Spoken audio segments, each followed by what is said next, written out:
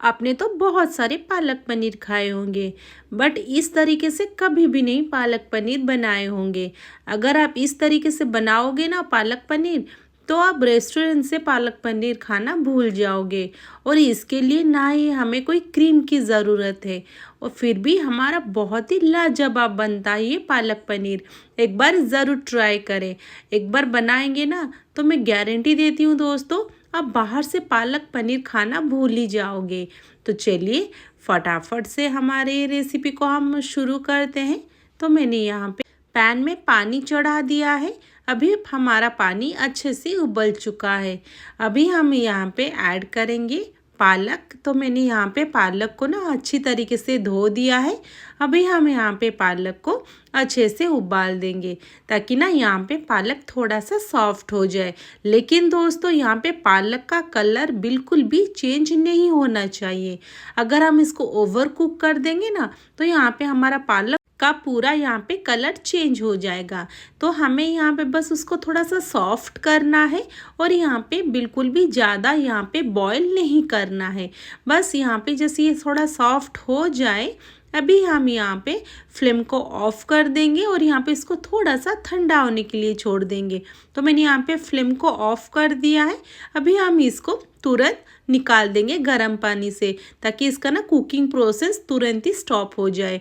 अभी हम इसको धो के डाल देंगे ग्राइंडिंग जार में, और यहाँ पे ऐड करेंगे थोड़े से यहाँ पे मसाले। तो यहाँ पे डाल देंगे 1 टीस्पून यहाँ पे साबुत जीरा, और यहाँ पे डाल देंगे थोड़े से अदरक लहसुन, और यहाँ पे 1 रेड चिली। अगर आप ज़्यादा खाते हो चिली, तो यहाँ पे चिली का मात्रा आप यहाँ पे बढ़ा सकते हैं। अभी हमें इसको अच्छा सा पेस्ट बना देना है। और यहाँ पे देखिए ये पूरा पेस्ट बन चुका है। तो इसमें मैंने ज़्यादा पानी भी ऐड नहीं किया हुआ है, नहीं तो बहुत ही ये पतला हो जाएगा। तो यहाँ पे पैन मैंने चढ़ा दिया है। अभी पैन में बस थोड़ा सा ही ऑयल डालेंगे, और यहाँ पे ये पनीर को हम फ्राई करेंगे। तो यहाँ पे लगभग मेरा ये 250 ग्राम पनीर है। तो यहाँ पे मैंने पनीर को बिल्कुल भी कट नहीं किया हुआ है। इसको हम एज इट इज़ वैसे ही इसको फ्राई कर लेंगे पहले।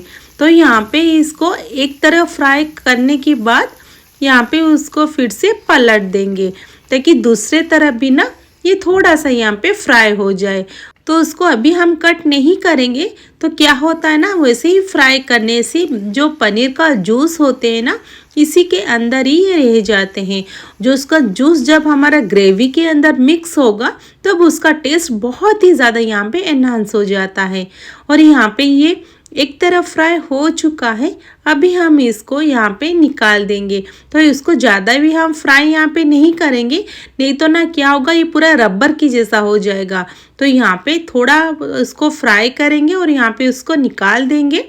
तो यहाँ पे दोस्तों निकालने के बाद ना इसको हम नमक वाले गर्म पानी में उसको डालना है। तो यहाँ पे देखिए मैंने ये निकाल दिया है, ये बहुत ही गर्म है।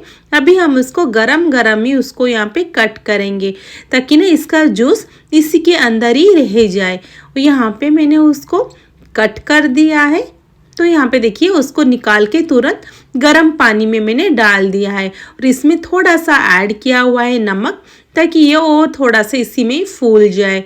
दूसरी तरफ मैंने मिट्टी का बर्तन चढ़ा दिया है। तो यहाँ पे डालेंगे पहले थोड़ा सा ऑयल, और यहाँ पे तेल के साथ थोड़ा सा यहाँ पे बटर का भी इस्तेमाल करेंगे। तो उसका टेस्ट बहुत ही दोस्तों लाजवाब लगता है। तो यहाँ पे जैसे थोड़ा सा यहाँ पे बटर मेल्ट हो जाए, अभी हम इसमें डालेंगे 1 टीस्पून इसमें साबुत जीरा। और यहाँ पे दूसरा कुछ खड़ा मसाला यूज़ यहाँ पे हम नहीं करेंगे दोस्तों। तो यहाँ पे लगभग मेरा हो गया है मेल्ट। तो इसमें मैंने जीरा ऐड कर दिया है।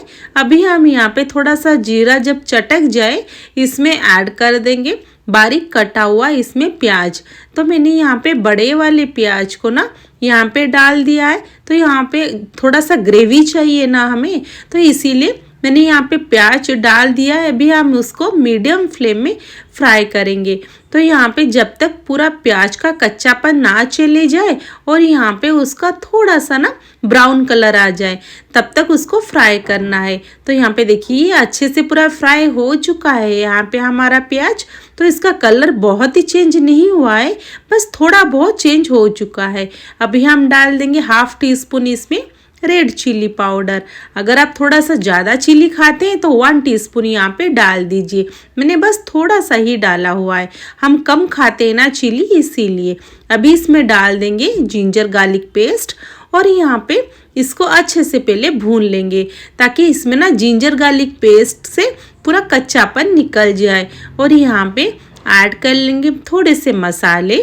तो पहले इसमें डाल देंगे स्वाद अनुसार नमक और इसमें ऐड करेंगे थोड़ा सा हल्दी और यहाँ पे डाल देंगे 1 टीस्पून धनिया पाउडर और थोड़ा सा डालेंगे गरम मसाला और यहाँ पे इन सबको मिला लेंगे और यहाँ पे उसको अच्छे से भून लेंगे ताकि इसका सारा कच्चापन यहाँ पे चले जाए और यहाँ पे उसका बहुत ही अच्छा से यहाँ पे कलर भी चेंज हो जाए और यहाँ पे सारे ऑयल इसको छोड़ दे। और यहाँ पे देखिए धीरे धीरे यहाँ पे ऑयल ये छोड़ रहा है।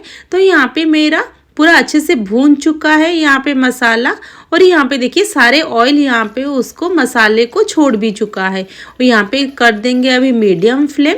अभी यहाँ पे मैं डालूंगी 2 टमाटर को मैंने बारीक काट लिया है। अभी हम इसमें टमाटर ऐड कर देंगे। अभी यहाँ पे टमाटर ऐड करने के बाद इसको यहाँ पे मिला लेंगे। अभी हम इसको थोड़ा सा ढक देंगे 5 से 6 मिनट के लिए ताकि यहाँ पे टमाटर अच्छे से यहाँ पे पूरा पिघल जाए और यहाँ पे मसालों के साथ पूरा मिक्स हो जाए। तो यहाँ पे देखिए पूरा मसालों के साथ हमारा टमाटर यहाँ पे पूरा घुल चुका है और यहाँ पे बिल्कुल भी ये टमाटर हमें एक्स्ट्रा नहीं दिख रहा है। तो यहाँ पे उसको बस 2 मिनट के लिए और थोड़ा से यहाँ पे भून लेंगे। देखिए जो थोड़ा बहुत टमाटर बच गया है ना, ये भूनते भूनते ही पूरा मिक्स हो जाएंगे हमारे मसालों के साथ। तो उसको हम 2 मिनट के लिए थोड़ा से चलाते रहेंगे। तो यहाँ पे लगभग देखिए दोस्तों मेरा मसाला बन चुका है और यहाँ पे डाल देंगे हमने जो रखा हुआ था ना पेस्ट बना के हमारा पालक का। अभी यहाँ पे उसको ऐड कर देंगे। तो यहाँ पे डालने के बाद इसको मसालों के साथ ही सारे पालक को यहाँ पे हम मिला लेंगे ताकि यहाँ पे ना पालक अच्छी तरह से मिक्स हो जाए हमारे मसालों के साथ। और यहाँ पे अभी पालक कच्चा है ना, अच्छा से पूरा ही नहीं पका हुआ है। तो यहाँ पे हम इसको मिक्स कर देंगे। अभी इसको ढक के छोड़ देंगे 5 से 6 मिनट के लिए ताकि इसी में ही पूरा हमारा पालक पूरा पक जाए। तो इसको लो फ्लेम में ही हमें पकाना है, तो यहाँ पे नहीं तो नीचे जल जाएगा। तो यहाँ पे देखिए पूरा पालक यहाँ पे पक चुका है और यहाँ पे सारे ऑयल भी पूरा ये निकाल दिया है। और यहाँ पे देखिए पालक का कलर थोड़ा यहाँ पे चेंज भी हो चुका है। तो यहाँ पे हमारा बस हो चुका है, हम और नहीं उसको पकाएंगे। यहाँ पे इसका टेस्ट थोड़ा सा बैलेंस करने के लिए यहाँ पे ऐड कर देंगे 1 टीस्पून यहाँ पे शुगर। और यहाँ पे देखिए हमारा अच्छे से पालक पूरा पक चुका है। अभी शुगर डाल देंगे और यहाँ पे शुगर को अच्छे से यहाँ पे मिला लेंगे। तो यहाँ पे दोस्तों उसका टेस्ट थोड़ा सा ये मीठा लगता है, तो उसका टेस्ट बहुत ही दोस्तों यहाँ पे टेस्टी भी लगता है। यहाँ पे ये हमारा हो गया है। अभी हम यहाँ पे ऐड कर देंगे हमने जो रखा हुआ था ना काट के हमारा पनीर। और यहाँ पे पनीर को डालते ही इसको हम यहाँ पे मिला लेंगे और यहाँ पे ऐड कर देंगे हमने जो रखा हुआ था ना पानी, नमक वाला गर्म पानी, इसमें भी डाल देंगे। तो तब मैं यहाँ पे शूट करना भूल गई थी। अभी हम इसको लो फ्लेम कर देंगे और यहाँ पे उसको ढक देंगे बस 1 मिनट के लिए। यहाँ पे ये हो चुका है। तो देखिए परफेक्ट हमारा ये पालक पनीर पूरा बन चुका है। अभी हम इसमें थोड़ा सा भी ऐड करेंगे, उसके ऊपर डाल देंगे बटर और यहाँ पे फ्लेम को पूरा ऑफ कर देंगे। बटर डाल के इसको हम ढक के छोड़ देंगे बस 1 मिनट के लिए ताकि बटर ना यहाँ पे मेल्ट हो जाए। तो यहाँ पे देखिए परफेक्ट पालक पनीर हमारा बनके तैयार हो गया पूरा रेस्टोरेंट के स्टाइल में। एक बार दोस्तों ये जरूर ट्राई करें। अगर वीडियो अच्छा लगे वीडियो को जरूर लाइक कर दीजिए और चैनल को सब्सक्राइब कर दीजिए। और दोस्तों नोटिफिकेशन बेल आइकॉन को भी ऑन कर दीजिए ताकि मैं जब भी वीडियो अपलोड करूँ आपके पास तुरंत नोटिफिकेशन पहुँच जाए। और दोस्तों आपका एक लाइक से मुझे बहुत ही ज़्यादा मोटिवेशन मिलता है, इसलिए मैं आपके लिए नई नई रेसिपीज लाते रहती हूँ। दोस्तों देखिए कितना टेस्टी और कितना ग्रेवी उसका पूरा लाजवाब बना हुआ है। तो इसको यहाँ पे सर्व कर लेंगे।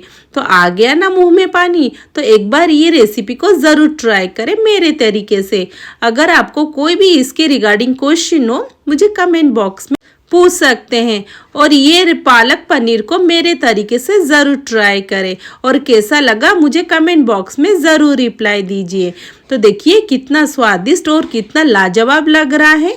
एक बार ज़रूर ट्राई करें मेरे तरीके से पालक पनीर। तो फिर मिलते हैं हम नेक्स्ट वीडियो में। Thanks for watching.